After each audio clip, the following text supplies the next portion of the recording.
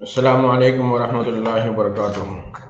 मौलाना आज़ाद national Urdu university के शोबे तरसील आम और सहाफ़त के आप सभी तलबा का हम आज की इस क्लास में खैर मक़दम करते हैं। अज़ीज़ तालिब इल्मों, मुझे उम्मीद है कि आप सब खैर आफ़ियत से होंगे और अपना तालीम का सिलसिला आप जारी रखे होंगे। अजीज तालिब इल्मों, हम रेगुलर क्लास में नहीं हैं, इसीलिए बार बार जबकि हम साबिक़ में क्लासरूम में भी तलबा को इस जानिब तवज्जो मबज़ूल करवाते थे, अब चूँकि आप लोगों को घर बैठे तालीम हासिल करना है तो इसलिए भी ये तवज्जो दिलाना मैं ज़रूरी समझता हूँ कि आप पढ़ने का सिलसिला, समझने का सिलसिला जारी रखिएगा। जो कुछ वसाइल, रिसोर्सेस दस्तयाब हैं, उनको इस्तेमाल कीजिएगा और उनका भरपूर इस्तेमाल कीजिएगा। जो कुछ प्लेटफॉर्म के ज़रिए से टीचर्स के साथ आपका जो कुछ इंटरेक्शन हो रहा है, उसको भी आप मुफीद इस्तेमाल करने की कोशिश कीजिएगा, बेहतर इस्तेमाल करने की कोशिश कीजिएगा और रोज़ाना की बुनियादों पर लिखने की आदत आप अगर अपना लेंगे तो वो आपके लिए बहुत ज़्यादा हेलो, फ़ायदेमंद अस्सलाम वालेकुम सर। तो अज़ीज़ तालिब इल्मों, हम उम्मीद करते हैं कि आप इस हवाले से अपनी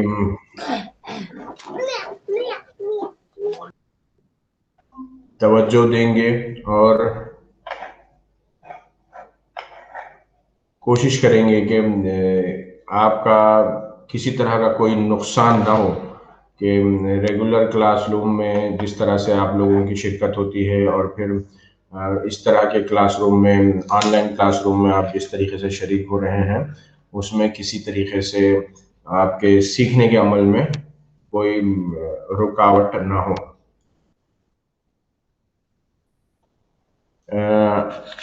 आवाज़ आ रही है आप लोगों को मेरी? सबीना? Yes sir.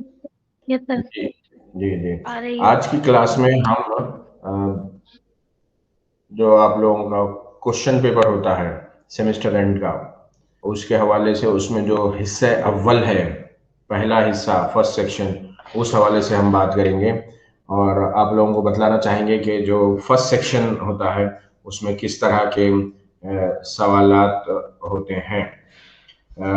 मिसाल के तौर पर अच्छा, सबसे पहले ये मैं रिपीट भी करना चाहूँगा कि फर्स्ट सेक्शन आपके क्वेश्चन पेपर का ऐसा सेक्शन है जिसमें आप 100% मार्क्स ले सकते हैं। मैं पिछली बार भी बताया था, आज फिर रिपीट कर रहा हूँ। क्यों कि हालांकि ये मैथमेटिक्स का पेपर नहीं है, बट इसका पैटर्न या इसको ऐसे डिज़ाइन किया गया है कि हर तालिब इल्म यहाँ पर गुंजाइश है कि 100% मार्क्स ले। यानी फर्स्ट सेक्शन में टोटल 10 मार्क्स हैं, तो इसमें वो अपॉर्चुनिटी या इस तरह का ये प्लेटफॉर्म या इस तरह का पैटर्न डिज़ाइन किया गया है कि हर तालिब इल्म अगर वो मेहनत कर ले तो फर्स्ट सेक्शन में 100% मार्क्स ले सकता है, 10 आउट ऑफ 10 ले सकता है।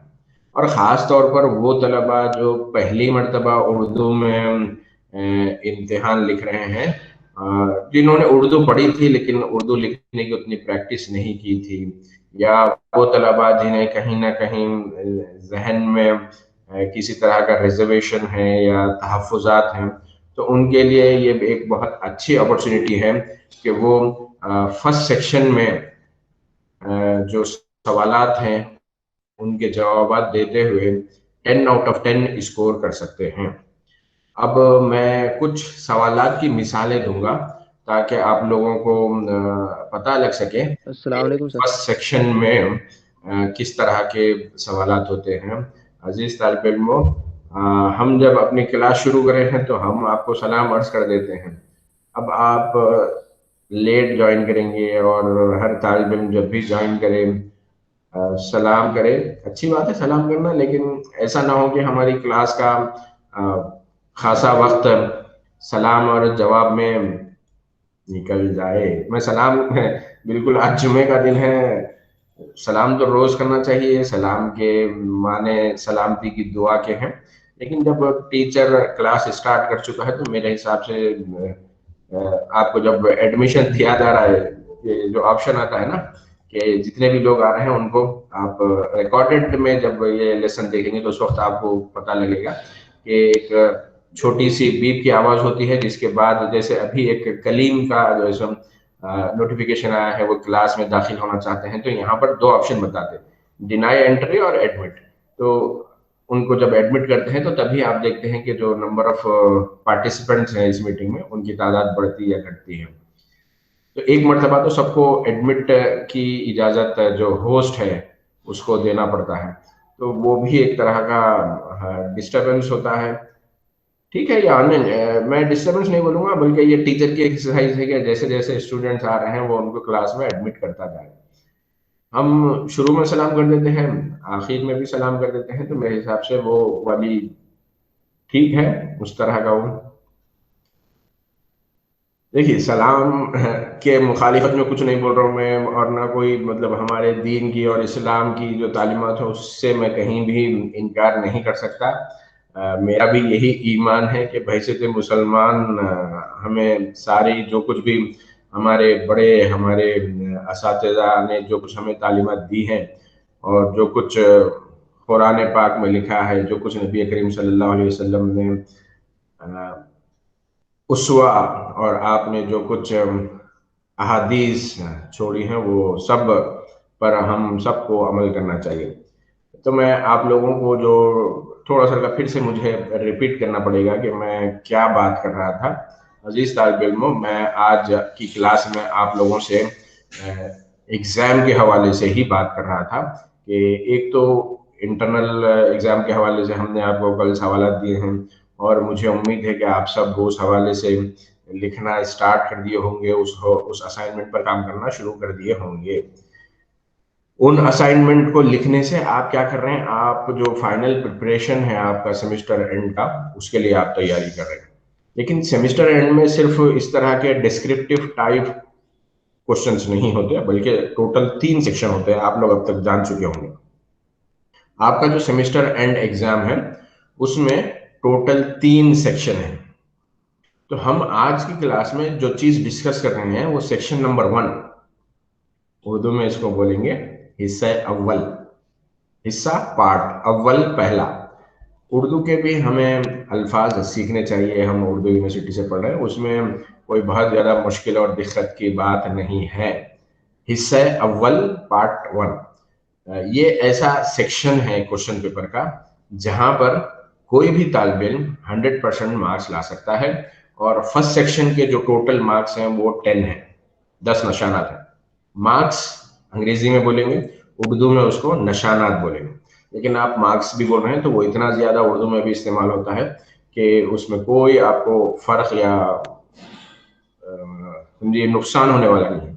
लेकिन अगर आप उर्दू में मार्क्स को क्या कहते हैं वो भी आप जान जाएं तो ये बहुत अच्छी बात है कि भाई उर्दू यूनिवर्सिटी का स्टूडेंट है, अगर कोई आपसे किसी दूसरी यूनिवर्सिटी का स्टूडेंट पूछ ले कि ये मार्क्स को उर्दू में क्या कहते हैं, तो मेरे हिसाब से आपके पास उस वक्त जवाब होना चाहिए। तो अजीज तालिब इल्मों, ये सेक्शन खास तौर पर सभी के लिए, और ये चैलेंज है उन लोगों के लिए जो अच्छा लिखते हैं। कैसे चैलेंज है भाई, वो उर्दू अच्छा लिखना जानते हैं तो वो तो फर्स्ट सेक्शन के भी आंसर्स अच्छे से लिख सकेंगे। चैलेंज इस हवाले से है कि फर्स्ट सेक्शन उन लोगों को इक्वल अपॉर्चुनिटी प्रोवाइड करता है। फर्स्ट सेक्शन उन लोगों को बहुत हेल्प करता है जो उर्दू में ज्यादा अच्छे से नहीं लिखते, या जो जिनकी हैंड राइटिंग के हवाले से वो अभी मेहनत कर रहे हैं अगले सेमेस्टर तक उन्हें अपनी हैंड राइटिंग इंप्रूव करने का और लैंग्वेज इंप्रूव करने का प्लान है उनका, उनकी मनसूबाबंदी है, वो काम कर रहे हैं। वो ऐसे कि यहाँ पर आपको तवील जुमले नहीं लिखने हैं। फर्स्ट सेक्शन में आपके जो आंसर्स आपको लिखने हैं वो सिंगल वर्ड आंसर्स हैं। मिसाल के तौर पर हिंदुस्तान कब आजाद हुआ, तो वहां पर आपको सिर्फ 1947 लिखना है, 1947। आप 1947 लिख देंगे, आपको पूरा जवाब मिल जाएगा, पूरे जवाब लिखने के मार्क्स मिल जाएंगे, आपको पूरा 1 मार्क मिलेगा, क्योंकि यहाँ पर टोटल क्वेश्चन जो होते हैं वो 10 है। फर्स्ट सेक्शन में टोटल क्वेश्चन 10 होते हैं, और 10 के 10 आंसर जो लिखना है आपको, या तो सिंगल वर्ड वाले आंसर होते हैं, या किसी चीज का फुल फॉर्म, जैसे डीडी का फुल फॉर्म क्या है लिखिए, डीडी दूरदर्शन, आसान सा है। AIR। अच्छा, DD जो लिखा होगा, जब उसका फुल फॉर्म लिखने के लिए कहा जा रहा है तो वो अंग्रेजी में ही लिखेंगे DD। और ऑल इंडिया रेडियो, AIR का फुल फॉर्म बताइए। All India radio. तो इस तरह के सवालात हो सकते हैं। अब हम बात करते हैं कि इंट्रोडक्शन टू जर्नलिज्म का जो पर्चा आप पढ़े, उस पर्चे में उस सिलेबस से किस तरह के सवाल आ सकते हैं। जैसे हिंदुस्तान का पहला, हिंदुस्तान का क्या, दुनिया का पहला कह सकते हैं आप उसको, क्योंकि उर्दू का जन्म हिंदुस्तान में हुआ है। उर्दू का पहला अखबार भी हिंदुस्तान ही से निकला है। तो सवाल कुछ ऐसे हो सकता है कि उर्दू के पहले अखबार का नाम बतलाइए। कोई जवाब दे सकते हैं आप में से? तो वो रेज जामे वाला। जहानुमा। इन्होंने जवाब दिया, गुलशबा परवीन गुलशबा। ने जवाब दे दिया। अम, एक मैं यहाँ पर सबक रिपीट करना चाहूंगा कि जवाब जब आपको देना है तो आप रेज हैंड वाला ऑप्शन यूज कीजिएगा, उसके बाद जवाब दीजिएगा। Yes sir. और रेगुलर क्लास में मैं मिस कर रहा हूँ स्टूडेंट को, वरना रेगुलर क्लास में तो हमारी आधी क्लास तो इसी चीज पर फोकस होती है कि डिसिप्लिन क्या चीज है और ये डिसिप्लिन कैसे आप लोगों को एडवांटेज दिलाती है, डिसिप्लिन कैसे आप लोगों को आगे बढ़ने में मदद करता है। तो अगली बार इस चीज का आप ख्याल रखिएगा। गुलशबा ने तो जवाब दे दिया, लेकिन मुझे नहीं मालूम कि बाकी के सब लोगों ने उसको सुना है या नहीं सुना है। सबीना, आपने भी हैंड रेज किया था। सबीना, जी सर। जवाब मालूम है सर आपको? उर्दू का पहला अखबार जी। सर जामे जहां हुआ कलकत्ता। Yes sir. जामे जहां हुआ कलकत्ता से नसर शाये हुआ था। ये अखबार किस बरस शाया हुआ था? Gulshaba. Sir sir 1822। 1822। Very good, very good. और कोई जवाब दे सकते हैं? हमने सिर्फ वेरी गुड कहा है गुलशबा को, जवाब सही है या गलत नहीं कहा है। तो हम ये चाहते हैं कि क्लास में दीगर लोग भी इस हवाले से जवाब दे दें, उसके बाद फिर सही जवाब है या गलत जवाब है हम उस वक्त बात करें। जसारत, आपने भी गुलशबा और कुछ ऐड करना है आपको? चलिए, आप अंडू कर दिए हैंड। जसारत, जी सर, वो सर वही जवाब सही मांगने के लिए हैंडल किया था कि इसका सही आपका है। रोल नंबर क्या है जसारत? मेरा रोल नंबर सर, हाँ जी। 1 मिनट सर, रोल नंबर याद नहीं है, इनरोलमेंट नंबर याद है। बताइए, एनरोलमेंट नंबर ही बताइए। A 201 32। जी। अभी आपको, आप अभी असाइनमेंट भी लिख रहे हैं और फिर आगे आपको सेमेस्टर एग्जाम भी लिखना है ना? जी तो आप क्या कीजिएगा, अपने आंसर स्क्रिप्ट में यही लिख दीजिए कि मेरा वही जवाब है जो गुलसबा ने लिखा है। ठीक है, ऐसे ही नहीं लिख सर, देंगे वो ना? जी। कहने का मतलब हैंडल इसलिए किए थे, गुलशा जो जवाब दिए है तो वो हमको सही से सुनने में नहीं आया था, इसलिए कि वो रिपीट करे अपनी जवाब को। हमने सवाल आपसे पूछा, आप जवाब दीजिए। जी सर। जवाब आप दीजिए, सवाल क्या पूछा गया आपसे? हिंदुस्तान का, या समझिए हिंदुस्तान छोड़ दीजिए, आप उर्दू के पहले अखबार का नाम बताइए, ये कब और कहां से शाया हुआ? सर वो मालूम नहीं है, और गुलशबा ने जो बोली थी तो हमको सही से सुना ही नहीं दिया था, इसलिए हैंड रेज किए थे कि वो रिपीट करे अपनी जवाब को। चलिए, तो नहीं, यहाँ पर हमने आपसे सवाल पूछा था तो आपका जवाब क्या होना चाहिए? जवाब ये होना चाहिए, सर मैं नहीं जानता। हम बैठे हैं ना यहाँ पर जवाब देने के लिए आपको। जी कलीम। Yes sir. जामे जहां 27 मार्च 1822 को कलकत्ता से।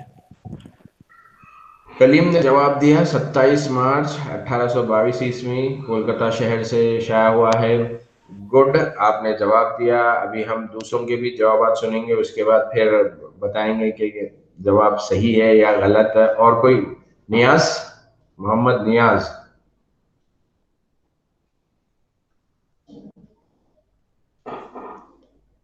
और कोई तालिब इल्म?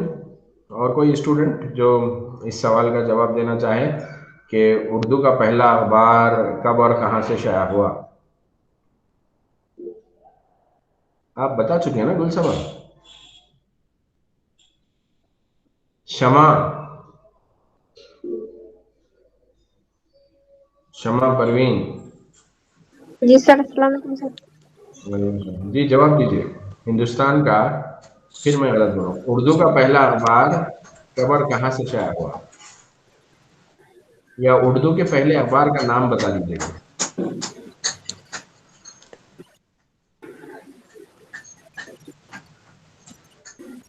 जी जी सर, बताइए।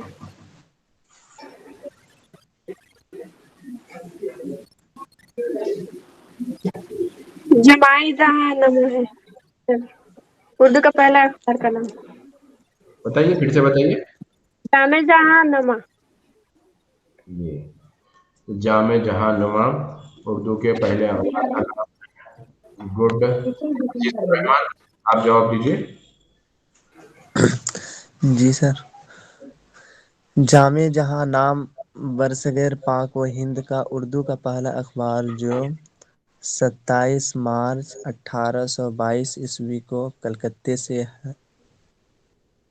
आप किस में देखकर पढ़ रहे हैं?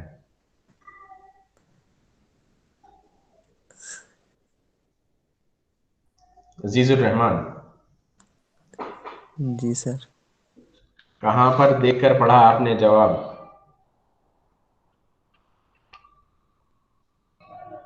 मोबाइल में सर। मोबाइल में। चलिए, अब सबीना, आपसे सवाल है कि इस एक सवाल में उर्दू का पहला अखबार कब और कहाँ से शाया हुआ? कितने सवालात बन सकते हैं या कितने सवालात मिला के ये सवाल बना है? क्योंकि आमतौर पर जैसे मैं आपको बताया, फर्स्ट सेक्शन के जो क्वेश्चंस होते हैं वो वन वर्ड आंसर होते हैं। अब यहाँ पर क्या होगा, कितनी चीजें उसमें जमा हुई हैं आप गौर कीजिएगा, उसके बाद जवाब दीजिएगा। उर्दू का पहला अखबार कब और कहाँ से शाया हुआ? तो इसको जब हम ब्रेक करेंगे इस सवाल को, तो इसमें से कितने सवाल बन सकते हैं सबीना? जी सर, ये भी बन सकता है सर कि कलकत्ता से अखबार, कौन सा अखबार से आया हुआ, और ये भी बन सकता है सर क्या पहले अखबार नहीं की नहीं नहीं बानी नहीं नहीं कौन नहीं, सी सुन थी। लीजिए सुन लीजिए। कलकत्ता से कौन सा अखबार शाया हुआ? तो जो अंग्रेजी का अखबार था हिक्की गजेट, वो भी कलकत्ता से शाया हुआ।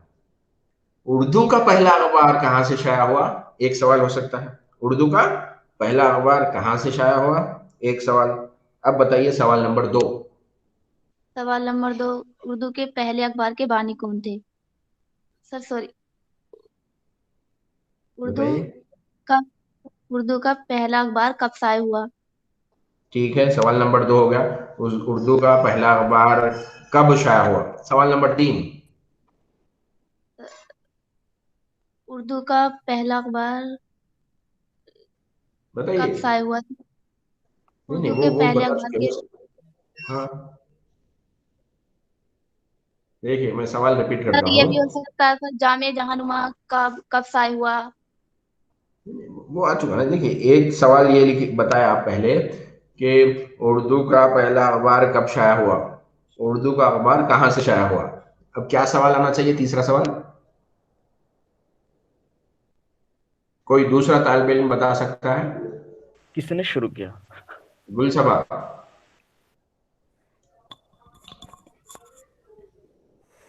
सर आपने उर्दू हैंड जी उर्दू का दूस, बताइए। दूसरी बार कब शाया हुआ उर्दू का अखबार? जसारत। जी सर, इसमें से अगर देखा है 4 सवाल इसमें बन सकता है आराम से सर। सुनाइए जल्दी। जैसे उर्दू का पहला अखबार कौन सा है, उर्दू का राइट। पहला अखबार कब शाये हुआ, उर्दू हम्म। का पहला अखबार कहाँ शाये हुआ, उर्दू का हम्म। पहला अखबार किसने आगाज किया। नहीं नहीं, आप ये जो चौथा, 3 तक वेरी गुड। चौथा सवाल तो मैं खुद ने बताया। मैं आपको जो सवाल बनाने के लिए बोल रहा हूँ वो मैंने 3 सवालों को एक जगह क्लब कर दिया था। तो उसमें 3 ही बनते हैं, लेकिन सवाल ऐसे भी हो सकता है कि उर्दू के पहले अखबार के एडिटर कौन थे। तो सबीना, यहाँ पर आप जो सवाल छोड़ दिए वो ये हो सकता था कि उर्दू के पहले अखबार का नाम बताइए। ठीक है, एक सवाल। उर्दू का पहला अखबार कब शाया हुआ, सवाल नंबर 2 हो गया। उर्दू का अखबार कहाँ से शाया हुआ, पहला अखबार कहाँ से शाया हुआ, 3 सवाल। अब जैसे जसारत बता रहे थे, जो कि हालांकि हमारी बात में, हमारे सवाल में वो चीज शामिल नहीं था, कि उर्दू के पहले अखबार जामे जहानुमा के एडिटर कौन थे, इस तरह। तो ये सारे डिस्कशन का मतलब मैं आप सभी तलबा को ये बतलाना चाह रहा हूं कि इस तरह के पैटर्न पे सवालात पूछे जाते हैं कि आपको क्या करना है, सिर्फ जैसे जामे जहानुमा कब शाया हुआ, सिर्फ क्या लिखना है वहां पर आंसर में आपको 1822। बस इतना लिखेंगे, आपको 1 मार्क्स मिल गए। तो इस तरीके से आप 10 सवालात के जवाब देंगे तो 10 आउट ऑफ 10 मार्क्स आप ले सकते हैं। यहाँ पर हैंड राइटिंग का या जबान का कोई दिक्कत नहीं, कोई चैलेंज नहीं, कोई मसला नहीं है, और बड़ा आसान है आपको ये 10 आउट ऑफ 10 सिक्योर करना। और मैं चाहता हूं कि हर स्टूडेंट 10 आउट ऑफ 10 यहाँ पर सिक्योर करे। अब और एक दूसरा सवाल आप लोगों को हम ये डिस्कस कर रहे हैं, एक तो आपका रिवीजन हो रहा, दूसरा आपको आइडिया हो रहा कैसे क्वेश्चन आते। तो उसी सिलसिले को आगे बढ़ाते हुए मैं दूसरा सवाल करना चाह रहा हूं, जिसको हम डिस्कस करेंगे। मौलाना अबुल कलाम आजाद, मौलाना अबुल कलाम आजाद किस अखबार के एडिटर थे? मौलाना अबुल कलाम आजाद किस अखबार के एडिटर थे?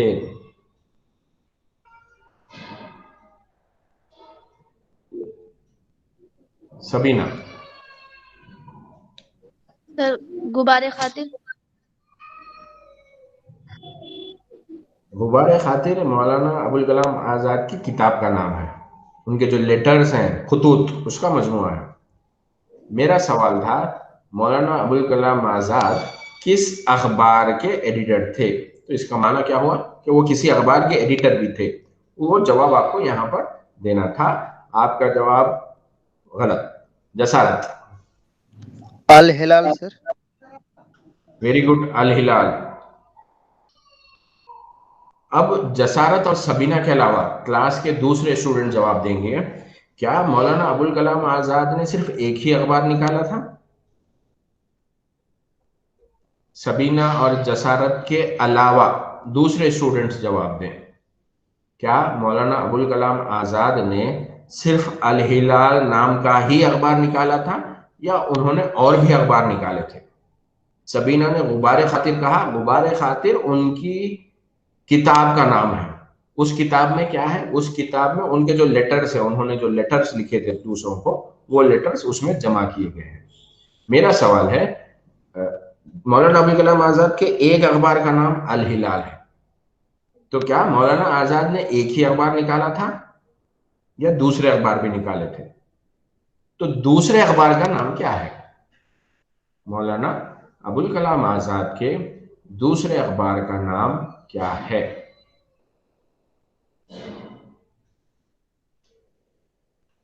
सबीना और जसारत को हमने कहा कि वो जवाब नहीं दे, बाकी के लोग जवाब दें। अगर बाकी के लोग जवाब नहीं दे रहे हैं तो हम फिर इन दोनों को ही पूछेंगे,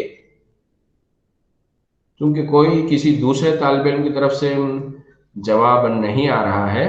तो हम चाहेंगे कि सबीना और जसारत अगर इस सवाल का जवाब जानते हैं तो वो बताएं कि मौलाना अबुल कलाम आजाद के एक अखबार का नाम अल हिलाल था, इनके दूसरे अखबार का नाम क्या था?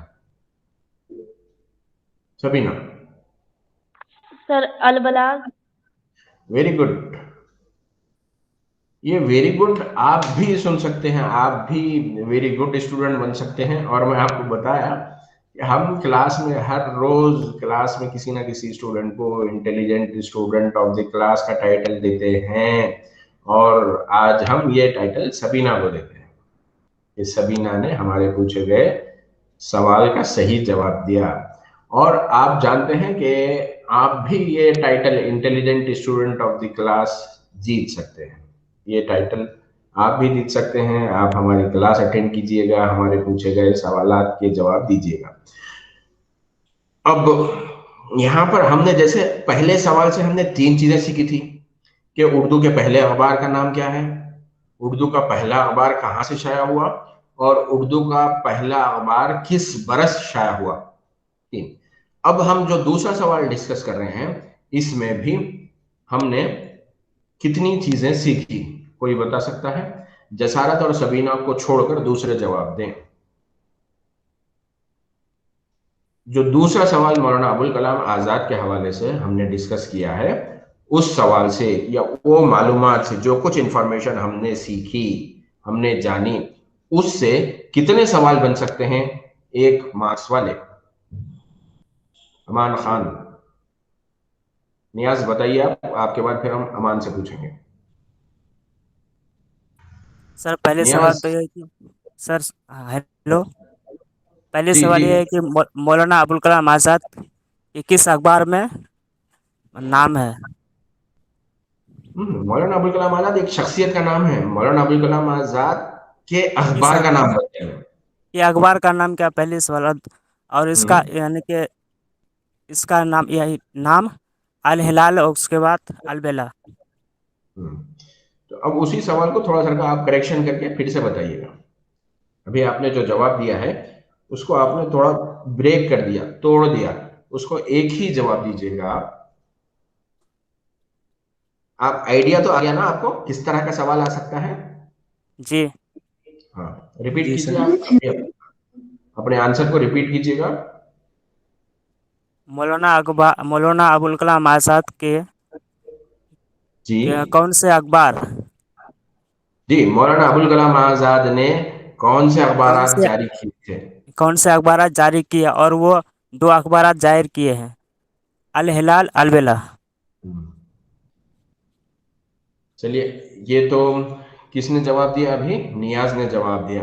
अमान खान। सर जी। सर ये तो चौथी में कट जा रहा है। तो ठीक है, अजीजुर रहमान।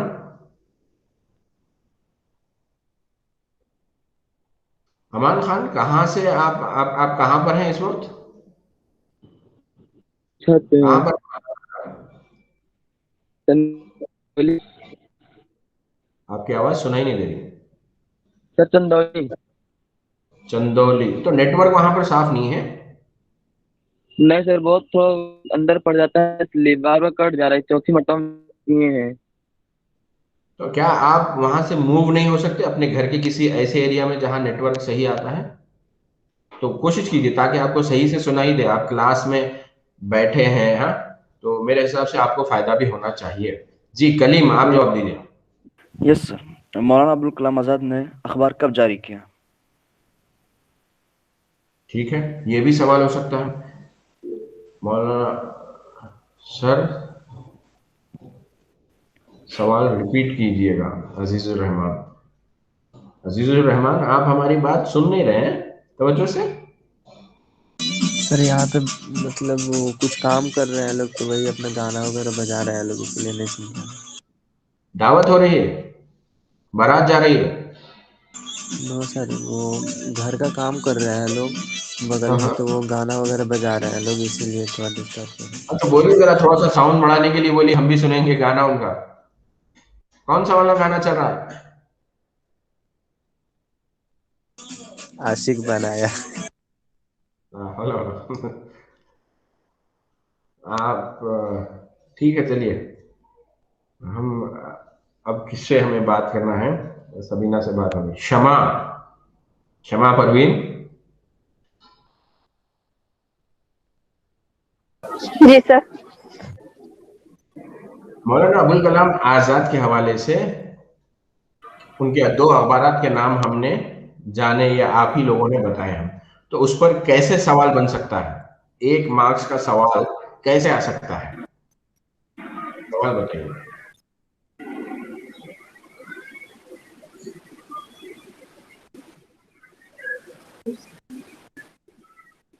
सर फिर से रिपीट कर सकते हैं?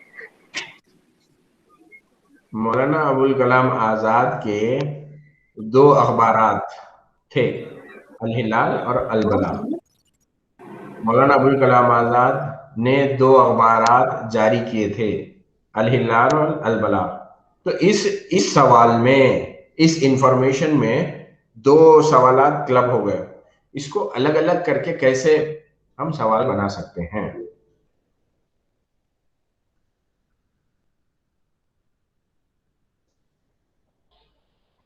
नहीं, ये सवाल क्षमा से है, तो पहले वो जवाब देंगे, उसके बाद हम दूसरों से बात करेंगे। क्षमा, आवाज आई आपको मेरी? जी क्षमा सर। पर जी, जवाब दीजिए।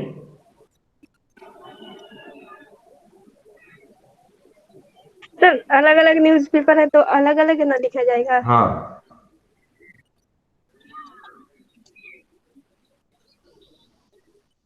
तो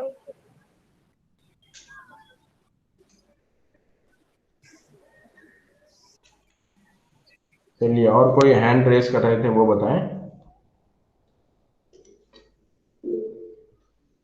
जी गुलशबा। Yes sir. जैसे मौलाना अब्दुल कलाम आजाद का पहला अखबार कहाँ से जाया हुआ? ठीक है, अबुल और कलाम, मौलाना अबुल कलाम, अब्दुल नहीं, मौलाना अबुल कलाम। अबुल कलाम। दोनों में थोड़ा सा डी का फर्क आ जाता है अगर हम अंग्रेजी में देखें। D, Maulana Abul Kalam Azad. Yes sir. जी, दूसरा सवाल। मौलाना अबुल कलाम आजाद का पहला अखबार किस सन में जाया हुआ? नेक्स्ट, दूसरा बताइए।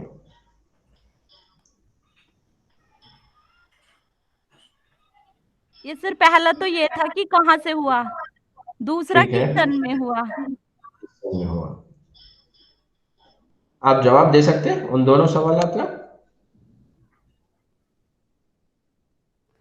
सर कलकत्ता से हुआ है और ठीक, दूसरा। 1800। आपके पास कोई किताब है? No sir.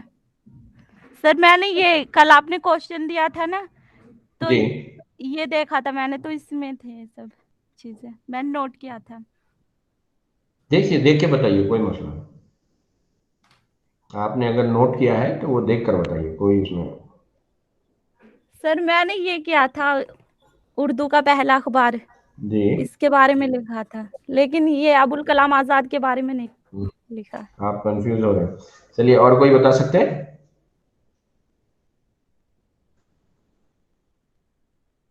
सबीना। सर सवाल रिपीट करें, मैं भी बताऊं? जी, सवाल मैं रिपीट करूं?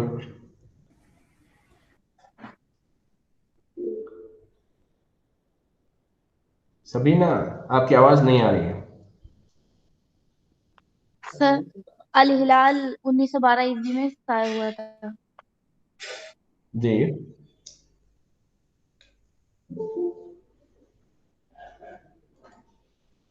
एक ही सवाल बता रहे हैं। देखिए, सवाल सर कुछ इस तरह का मौलाना हो सकता है। जी, जी मौलाना अबुल बताइए। कलाम आजाद का कौन सा अखबार है, और वेरी अल गुड। बलाग के एडिटर कौन है, और अल बलाग के एडिटर कौन है? और सर ये भी आ सकता है, सर ऐसे भी आ सकता है, मौलाना अबुल कलाम आजाद के दो अखबार के नाम बताइए। वेरी गुड, बहुत अच्छे है मेरे। कलाम आजाद के दो अखबार के नाम बताइए। वेरी गुड, बहुत अच्छे है मेरे हिसाब से। कोई दूसरा जवाब दे सकता है कि आज सबीना दुरुस्त जवाब क्यों देती जा रही हैं? वैसे अक्सर देती हैं वो, लेकिन आज क्यों दे रही हैं? सबीना, आप उसका जवाब दे सकते हैं? क्यों आप हर सवाल का सही जवाब दे रही हैं? सर ये मैंने 12th में पढ़ा था, 12th क्लास कौन सा में सर मैंने सब्जेक्ट? ये पढ़ा था। सर और एक क्या सर? दूसरी चीज जी बताइए। सर क्या बोले सर, आवाज नहीं आई।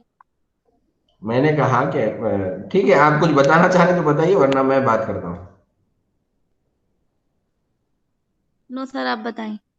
जी, अजीज तालिब इल्म, सबीना ने आज हमारी क्लास का टाइटल भी जीता है, intelligent student of the class. तो होता यह है कि ये नफ्सियाती तौर पर भी एक तवानाई मिलती है। कोई तालिब इल्म, कोई स्टूडेंट जब टीचर से शाबाशी लेता है, टीचर से अप्रिसिएशन लेता है, तो उससे दो चीजें होती हैं। एक तो सारी क्लास का भी इंटरेस्ट आता है कि भाई हम भी ये चीज, ये टाइटल, ये अप्रिसिएशन, ये तारीफ हासिल करें। दूसरा, जब एक स्टूडेंट को उस तरह की तारीफ मिलती है, उस तरह का रिकग्निशन मिलता है या अप्रिसिएशन मिलता है, तो वो अप्रिसिएशन उसको एनर्जी देता है, उसको ताकत मिलती है कि मैं और अच्छा करूं, मैं और आगे बढ़ूं, मैं सबसे आगे जाऊं, मैं फिर से अपने आप को साबित करूं। तो मेरा मकसद ये है कि क्लास में आप सभी इस दौड़ में हिस्सा लीजिएगा। ये तालीम के हुसूल की दौड़ है, ये इल्म हासिल करने की दौड़ है, ये नॉलेज के हवाले से, मेहनत करने के हवाले से ये दौड़ है। तो इसमें, और मेरे हिसाब से आज की इस क्लास में हमने जितना भी डिस्कस किया है, उससे आप लोगों को एक पैटर्न समझ में आ गया।